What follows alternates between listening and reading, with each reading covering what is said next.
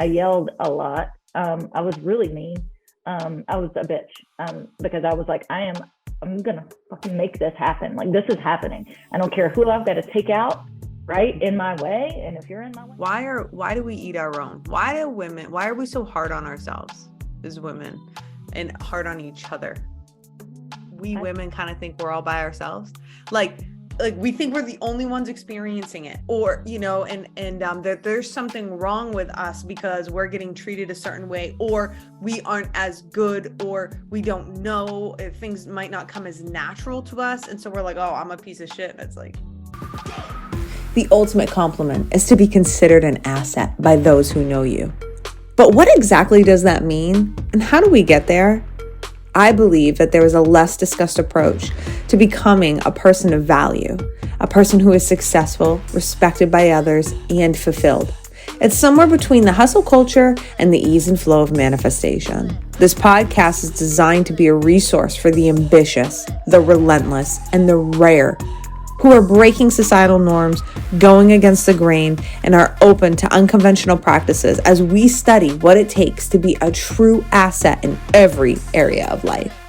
My hope is that you'll find this podcast unique and like it enough to share it with a friend, and maybe even one day join us at one of our in-person events. Enjoy. What's up, everybody? I'm so excited to bring to you our next guest. I think you're going to love her. Teena, can you please introduce yourself to everybody? Absolutely. My name is Teena Gooding. I am the co-owner of FOSS Tactical Systems. It's a company out of South Carolina that specializes in training for female law enforcement, but also civilians in handgun training, and also just personal self-defense and personal protection. Teena, how did you get into that? I was in law enforcement for 26 years and worked the last traditional police department I worked at was a university campus. And so teaching faculty and staff and students self-defense, I started that program in 2005. And that kind of is how I started to become very passionate about that. The female officer survival school that I teach started in 2011. And it has changed a lot. When I first started, I had a mentor of mine who's actually my defensive tactics instructor, and he didn't work with me. He worked at a different police department, but he called me one day and was like, I think you need to do a female only class. And I said, why in the world would I do that? like, no, absolutely not. So the more I thought about it and the more I started to put together some curriculum, I was like, okay, maybe we can work this out. But over the years, it's definitely transformed. We used to teach to departments would request, and we didn't make any money. It was basically part of our job description from our police departments. The instructors that I would find, which were few and far between, women that were firearms or DT or active shooter, there's some slim pickings.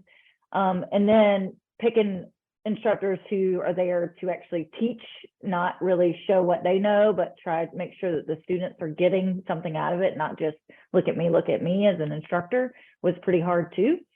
But so over the years it's developed, and now we teach just at one location. Not saying it will stay that way forever, but it's a tactical training center in Lawrence, South Carolina, but we all stay there. It used to be the attendees would leave and go home at night or go back, to their hotel. And since we've been at the sawmill, we realize and see that there's so much bonding that happens at night that I don't know that I'll ever go back to the old way. I've had several departments reach out, please come teach here. And I'm like, no, because there's no facility you have that we can all hang out and stay together. So I love that. I love that so much because I'm just coming off of a 3-day training that I'm part of hosting with a team. It's not for female cops or anything, but the bonding is huge. We all stayed together on facility, and it's just, you're so right. It's the fire pit talk. It's the, just hanging out and getting to know one another. Yeah. And especially in our community of women on the front lines, right? Because what I have found, and I'd love to hear your experience with this, but I have just found for doing this for so long, is that we women kind of think we're all by ourselves. like we think we're the only ones experiencing it, or that there's something wrong with us because we're getting treated a certain way, or we aren't as good, or we don't know, things might not come as natural to us, and so we're like, oh, I'm a piece of shit. And it's like, no, you're not. Well, and I think just culturally, law enforcement silos women. It's like we got to have one woman on a shift, right? Like just to make things work, or make the demographics work, or make it be diverse. Like I get those reasonings, but what happens is we are not able to form relationships with other women in law enforcement, and we are our own worst enemy. Like we are harder on other women cops than we would ever be on any male cops. And so when we don't have those relationships or those understandings or just different perspectives, we have a tendency to not want to build a relationship. It's like, no, I don't want to have a relationship with her. Like she wears too much makeup, or her pants are too tight, or she's sleeping with everybody, whatever it is that we are judging each other on. And realizing that most of those are also misperceptions, but also a lot of times, and I don't think the men do it on purpose by no stretch of the imagination, but they pit us against each other because they actually kind of think it's funny and like the drama.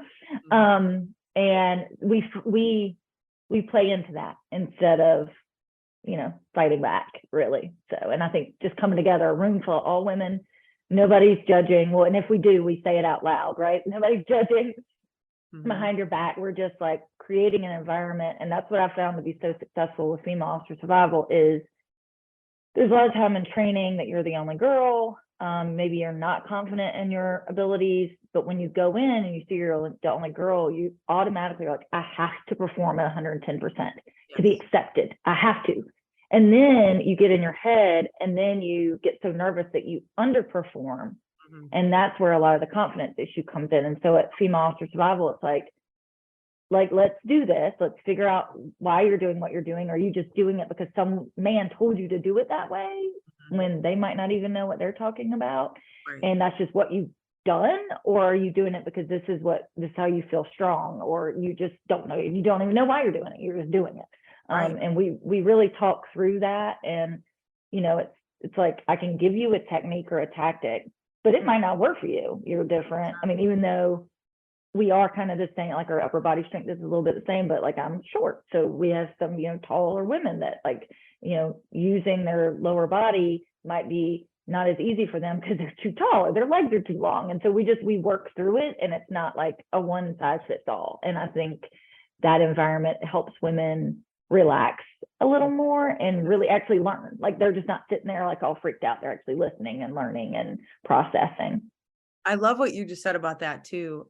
You said a lot of things in there I want to touch on, but I love that because like, I just remember in the academy, from like my experience, there were times that I was very, very nervous there, and I don't think I was learning anything because I was like too busy shitting my pants over whatever. And then, what I would be nervous over, maybe another girl wouldn't be, and vice versa. And like, so like we would talk about it, and then we both like, I didn't learn anything. I don't even know what we talked about. And it's like, because I was so busy being scared. So like, I really love that. And I think that, for our listeners listening, I really hope that that sinks in, to be able to go and train in an environment where you don't have to continuously prove yourself, where you can just show up and just be yourself and be like, hey, because, and it's so funny. I had this, I'm actually going to do a whole podcast episode on this, Teena, but this is, I want to talk about this.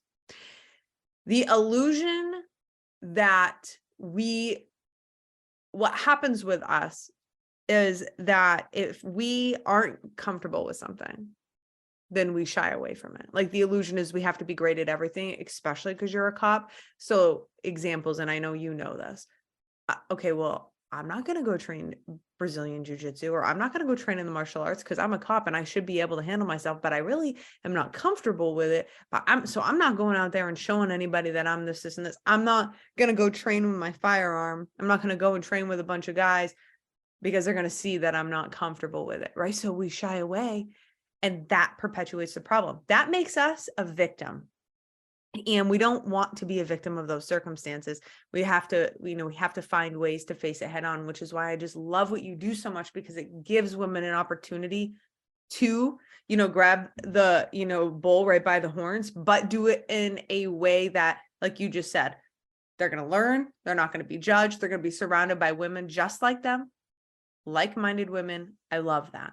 Now, well, and a lot of times too, in the DT training environment or firearms environment, it's like a lot of times departments are just checking a box. It's like, you're not, let me go hit a bag with a baton 10 times. And they're not actually learning anything, but that, or maybe they don't even do DT once a year. They might only do it at the academy.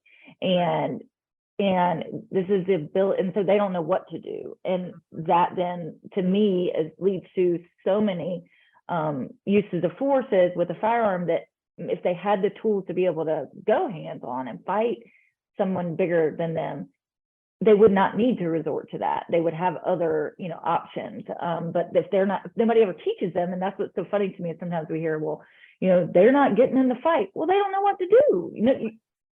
Especially generationally now, like fighting is not an acceptable form of problem solving, even though sometimes it's the only way to solve a problem.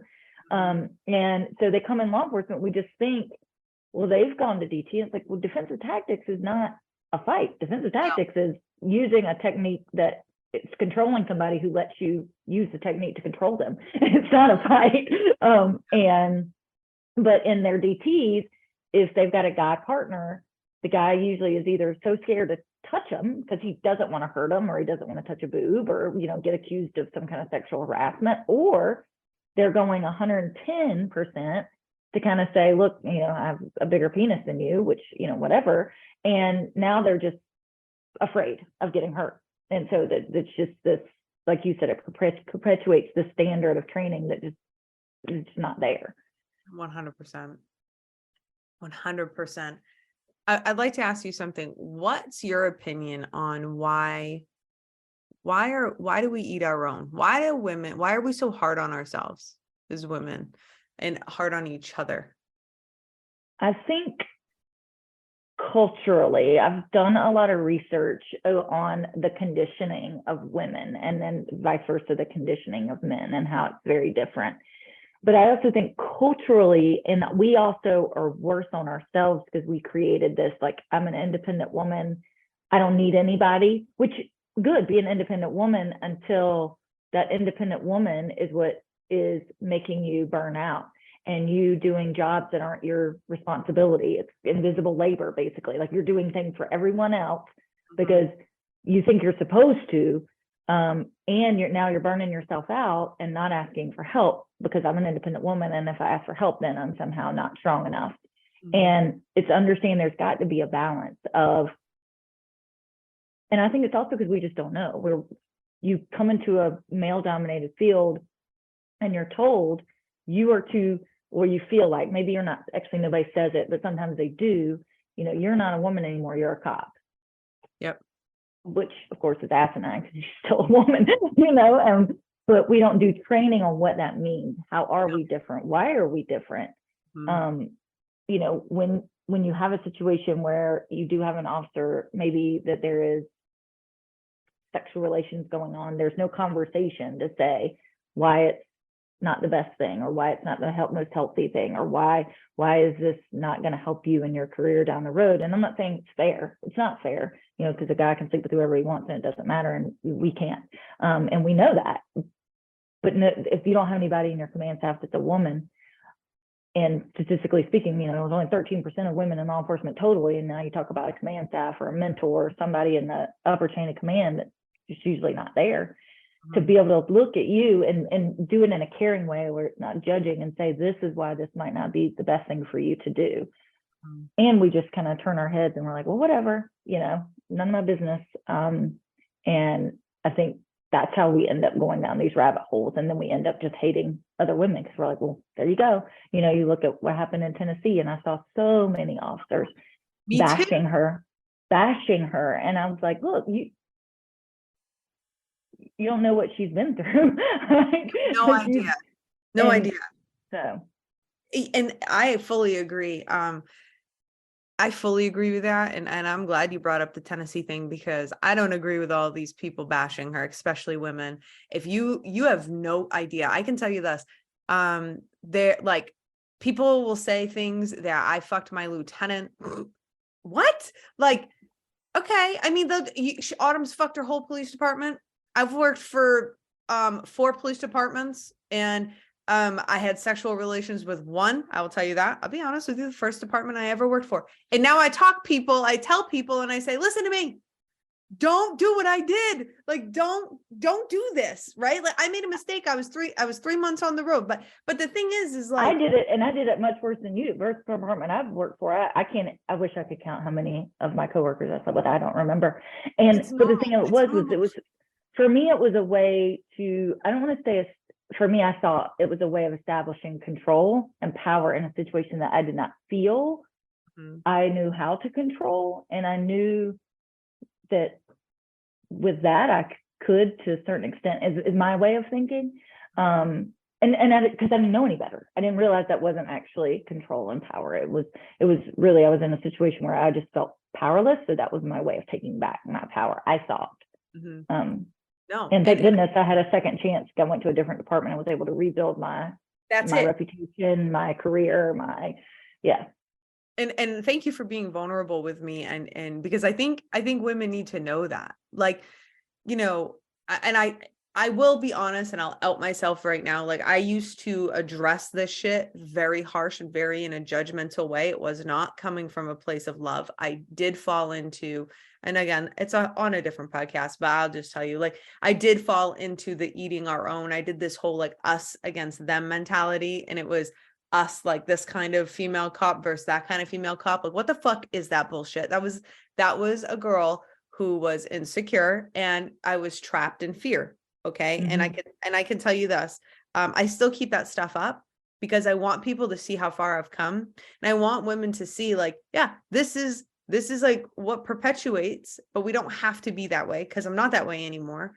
And I will tell you this, I think is so what you just said, I would just want to highlight is you said, I went to this other police department and I had an opportunity to, you know, redeem myself or have a different reputation. And that's exactly what I mean, I did it at that police department because I didn't have a choice, but like, here's I will say this for any woman who's listening and can relate to Teena and I is here's the great thing that came from that. The great thing that came for that for me, Teena, and I'd love to hear what came for you, is I had to go all in on my work. There was none of this, it's who you know, it's not what, no. I tunnel visioned it. The only people that I really spoke to were my direct coworkers who were all veteran, like 50+ year officers. Like, so there was, I just set hard lines, hard boundaries for myself. There was no bubbly personality. There absolutely was no flirting. There was no co-curricular activity. Like, I just doubled down, and it took me a couple of years. But once my coworkers finally were like, okay, she does her work. She's all right. Like, if I get into a fight, she'll be okay. Right. Like, cool. And then you go to the next police department, and then you have to build from there because, whatever. But I just want to say to any woman listening to this, well, maybe you've made some mistakes, yada, yada. It doesn't matter. You can always redeem yourself. And own them. Right. And I think, like when I speak and I say the things I just said to you on this podcast, and people are looking at me, they're like, oh, I cannot believe she's like saying this out loud. And it's not fun for me. I mean, it's not, I don't, that's not a part of me I want people to know, but I also know that I feel like it's going to help them. And I was the same as you. What happened was I went to the police department. I doubled down. I yelled a lot. I was really mean. I was a bitch because I was like, I'm going to fucking make this happen. Like, this is happening. I don't care who I've got to take out, right, in my way. And if you're in my way, I'm going to take you out. Thank you so much for listening to this episode. I hope you're enjoying it and getting some good stuff, mind-shifting things from this. I just wanted to remind you super quick that if we are not hanging out on social media, we should be. You should come hang out with me. I am the Autumn Clifford on Instagram. I'm Autumn Clifford on TikTok, and I have a Facebook group called She's an Asset. Love to have you there. Love to hang out with you and get to know you. Thank you so much for supporting my show. Let's continue. And that was in 2000. 3 when I started at the new police department. And I really, it was bad till about 2011. And in 2011, I took some good self-evaluation time. And because people were like, if she gets promoted, we're leaving, I won't work for her. And yeah, I was doing well. I mean, I was getting promoted on through the ranks, but I realized that other people matter, and I can be successful in what I think, but if there's nobody around me, then what does that success even mean? And so I stopped being a bitch basically, and realized that I can care about people, and I can show empathy and compassion, and still be successful. I didn't feel like I could. I felt like if I did that, then that was me being too much of a woman. And then I realized that's not true. That's actually what makes me different. And I ended up being promoted to captain, the only female captain of this agency. And nobody can ever take that away from me. And I'm proud of that, but that also wasn't who I was. I was Teena. The rank didn't define me. And so I ended up leaving that department and actually I took a $40,000 pay cut to go work for the State Police Academy and teach supervision and leadership. And people were all like, oh my God, like you've worked so hard. I'm like, yeah, I have. And I'm proud of it, but I was working, and I'd done a lot of it to myself. I had to pile stuff on my plate, and I was working a lot, 70 to 80 hours a week. It was just too much, but I knew it was not going to stop, because now I've created this, this is what she does. And when you stop that, that's not acceptable, because then it's like, what happened? Right. And so I went to teach for the police academy and taught leadership and supervision and loved it. I love teaching anyway. But also I realized that, I think sometimes people think the place is going to fall down without us, and, understanding that your family, and that's the reason I left. My husband, I don't have kids, but my husband, was never even, he didn't see me ever. And I kept finding myself going, well, when I retire, we can do all the things. When I retire. And when I had a friend that was killed, and there was a big shooting in Florence, South Carolina in 2018, 7 police officers were shot, 2 were killed, and 1 was a dear friend of mine. And when Farrah got killed, I was like, you know what? No, like this whole when I retire, no, because life's too short. And that's when I made the decision to leave and go work at the police academy. And that's a 8 to 5 job, no stress, no weekends, no call out. And it was one of the best decisions I ever made.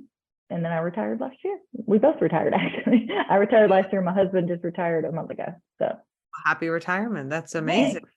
So, and I just want to say, I'm very sorry about the loss of your friend. That's awful.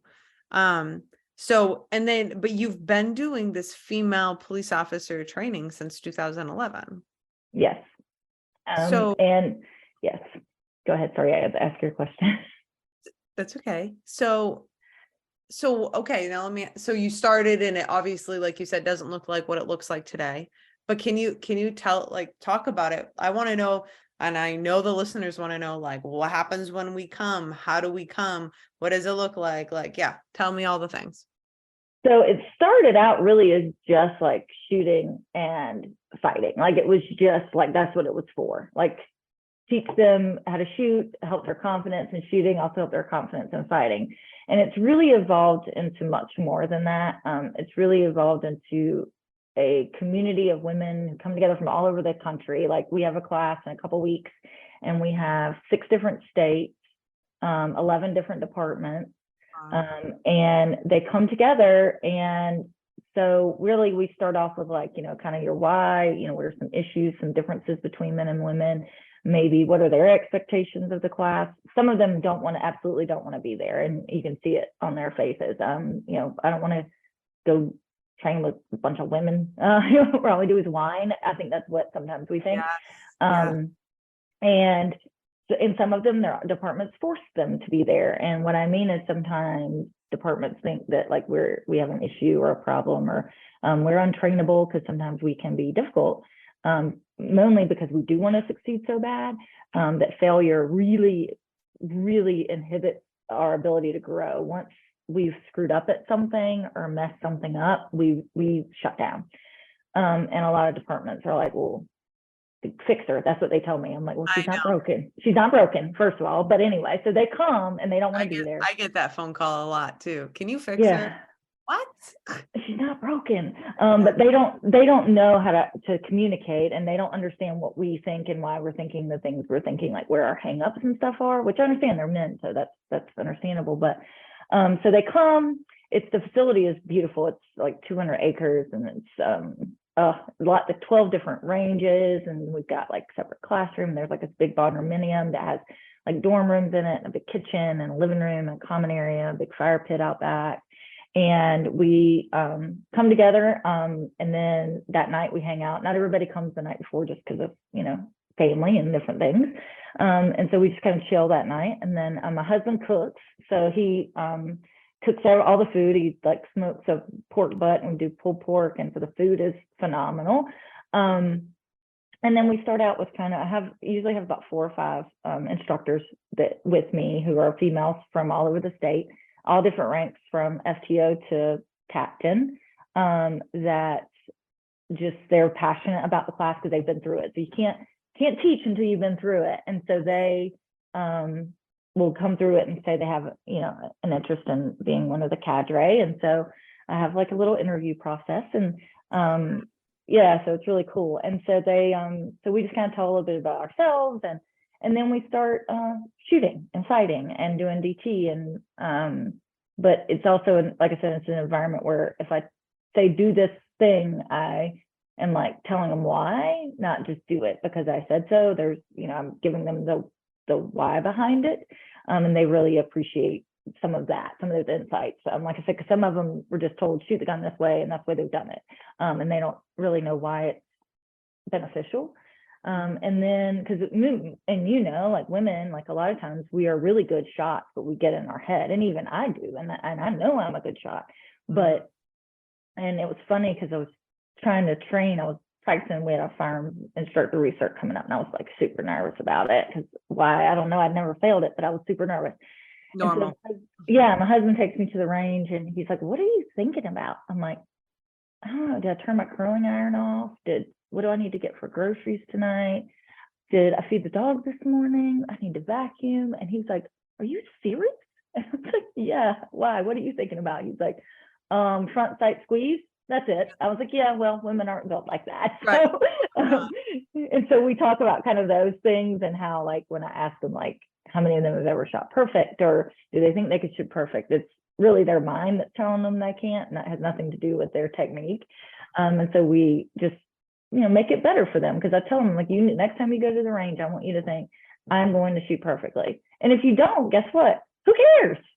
The guys go out there, they miss a shot. Oh, look, I threw one. Ha ha ha. We miss a shot, and we're like, oh my God, I shouldn't even be a police officer. Like, it's so weird. And so we build on that, and just have different conversations about, sexual harassment. And a lot of times women need permission. Like they'll call me, and they'll be like, this thing is happening. Like, is this normal? And no, you need to file a complaint. That's not normal. That's not okay. By the way, I want to pause. Do you have a resource for women? Do you have an attorney for women that go through this? Because I want you to know I do. And I will give you, she's a former female officer. She was the first female SWAT officer down in Florida. And yeah, she's a wicked badass. But what happened is she got fucking screwed over. And so she said, you know what? I'm not dealing with this. Went to law school. And now that's what so now that's what she focuses on. I've got clients that have hired her, and they are actively doing some things.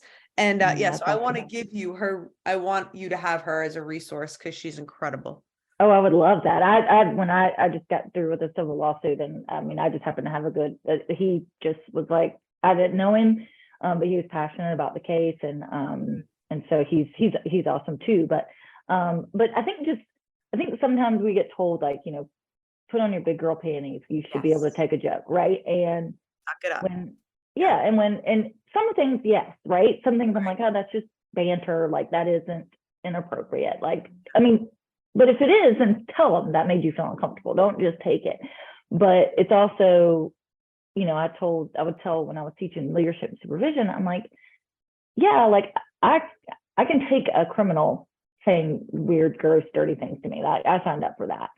But I shouldn't have to put on my bulletproof vest to come to the office to have a conversation with a coworker. Like, I shouldn't have to protect myself from y'all. Yes. And when I said that in that way, they were like, oh my God, I never thought about that. And I'm like, yeah. And the other thing is, I think we've also been conditioned to, like, praise in public, discipline in private. That's what we've always been told.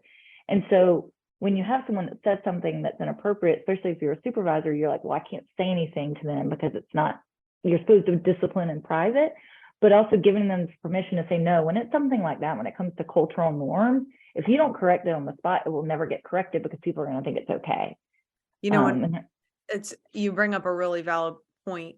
I just remember, and I'm sure you have 1,000 of these stories, but when I was on the road and I was new, I had 2 coworkers and my sergeant standing there. I'll never forget it. It was like 3 a.m. We had just gotten off a call. And so you know how that is. It's 3 a.m. Everybody gets off a call. So now we're all going to go shoot the shit.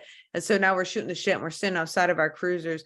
And I don't know how it happened, but these guys, they were like, they used to bust my balls and shit. Like, whatever, I could take that. But there's a line. And then they crossed the line. And I'll never forget it, Teena. My sergeant was like I was standing next to my sergeant, and then the 2 officers were on each side of us. So I felt like I was standing in the middle of this. And they're like, just started like very bad, like, oh, fucking Clifford, she's like the neighborhood tricycle. Oh yeah, she's like a doorknob. Everybody gets a turn. Like, I mean, that's what they're saying. And my sergeant just fucking sat there, and I look at him, I'm like, are you fucking kidding with me right now? Like, yeah, I can take a joke and we can all be funny, but like, this isn't funny. And you are going down a really bad road. And he just sat there.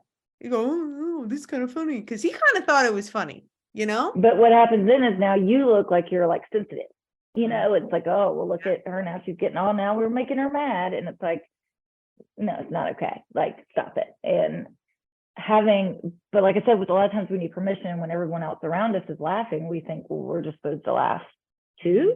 Like, that's just what we're supposed to do, when absolutely not. The sexual harassment case that I had was against a chief, and I'd never met him in my life. And I worked part-time for an association in the state, and it was a conference, and we were doing check-ins, and so our phone numbers were public because if they needed something, they could call us. And without prompting, it was like 30 weird, sexually charged, racially charged texts, like 30 of them in like 10 minutes. And I look at my phone and I'm like, what in the world? And who is this? And why do I have all these text messages? And I can be pretty crass, but I looked at these and I was like, oh my God, I'm gonna throw up. Like, these are absolutely disgusting. And so I filed a complaint with the town administrator, because in South Carolina, the only person that can discipline the chief is like, either if it's a strong mayor, it's the mayor, or it's the town administrator. And they didn't do anything, nothing, not one thing. And I was like, you know what, if they're not going to hold him accountable, then because I'm like, if he's texting me these things that somebody he doesn't even know, what is he doing to the female officers that work for him? Exactly. And I just felt this really deep desire to feel like I needed to protect them. That's not my job, but I was like, I'm doing it. And so I ended up filing a lawsuit against the town and him. Went to mediation, we settled, but he's still the chief. He still is. It's disgusting. But the good thing is, and it was not fun, I've never been through a civil lawsuit, and they got my medical records for my whole life. And I'm like, what? Yeah. Why do they need to look at my medical records for my whole life? Because I got a text message, and they had the text message. It's not like it was like some secret, like probably they were printed out and given to them. Probably because they were going to try to paint the picture that you were crazy, right? They were, and that's what my attorney said. Well, he said, like, or it's like, you went to the doctor and you were depressed the week before. I was like, first of all, what if I did go to the doctor and I was depressed? Like, it has nothing to do with it. So that made me real angry. But what came out of it was an employee. She had quit under hostile work environment, and she had quit. But when she found out that I had a lawsuit, she felt like empowered, and so she's now suing them federally. And so it was just like one of those things where I was like, it didn't matter how much I went through. If I did it for that, then that's enough for me. And she because she worked for them, she will would be substantial because the complaints were already in about my lawsuit. So they knew that, but they can't say they didn't realize this behavior was happening. So. Good And for you. yeah, and we need to be okay with that. Like it's time that we start standing up and saying, no, we are not going to stand for this anymore. And you know, it's funny. I had somebody that I respected very much so made one comment to me one day, and it sent me down a spiral. And he was like, "So I guess you're part of that hashtag Me Too." Like, Oh yeah. yeah, get sexual assault. Yep, pretty much. But it was Mhm. just like it's that kind of environment and that culture is what one of the things that I fought so much to change in my little piece of law enforcement.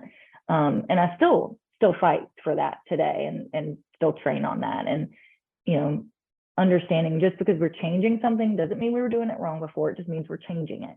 Yes. And we need to change because society is changing and our 1000%. profession needs to step up.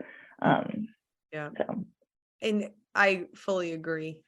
Teena, so can you tell us the curriculum? So like when we come sign up, so we know that we're going to do firearms training and we know we're going to do defensive tactics. yeah. What else and how long is this? It's 3 days. And we'll do some physical stuff. And a lot of times people are like, I'm not in really good shape.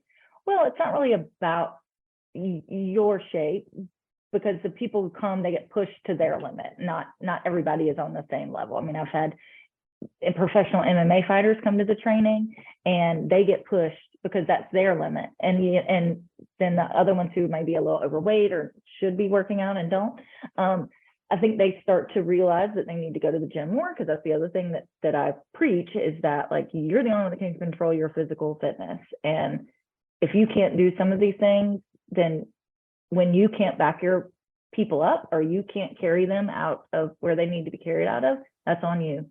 Mm-hmm. And if you know that, then you need to fix it.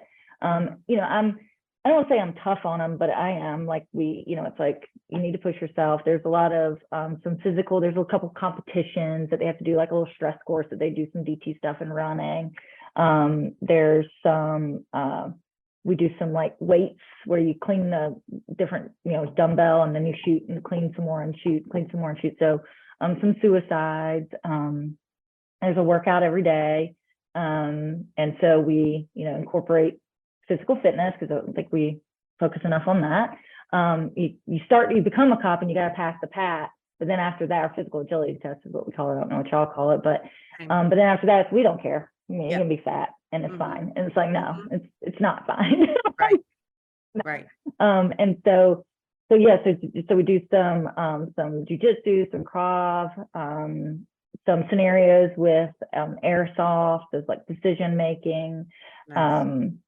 and we do some night fire because they don't usually get a lot of that as well. Do some building clearing with the airsoft too. So just some instruction because some states don't train on some of that. So we give some, just some instruction and we just do, because we know they're going to mess it up. It's fine. Learn from your mistakes. But I think that's it.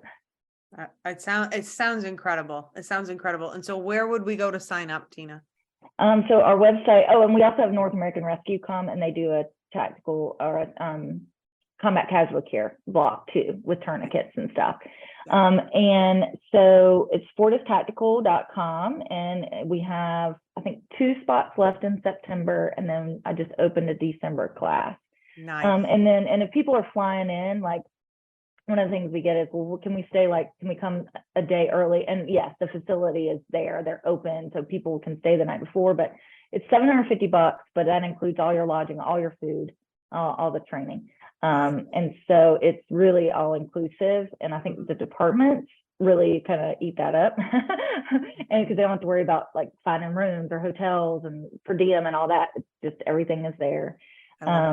And we have, they all, we have competitions. So when they win, I have patches, not today patches that I've made, and they get patches for winning the competitions. And then we also have a special coin that was made, because Farah came through all of the phases before she was killed. And so we have a Farah Turner coin. It's like a warrior coin that we made in her honor. And the class votes on the attendee, the class and the instructors vote on the attendee that they feel like embodied her warrior spirit. Because when she was shot, she actually lived for 14 days before she succumbed to her wounds. They had to end up amputating her feet and her legs because her body just wasn't moving blood around, but she was fighting so hard that they were trying to save her too. But so we talk about her, and then at the end of the class they vote and they get the coin, and it's really powerful. And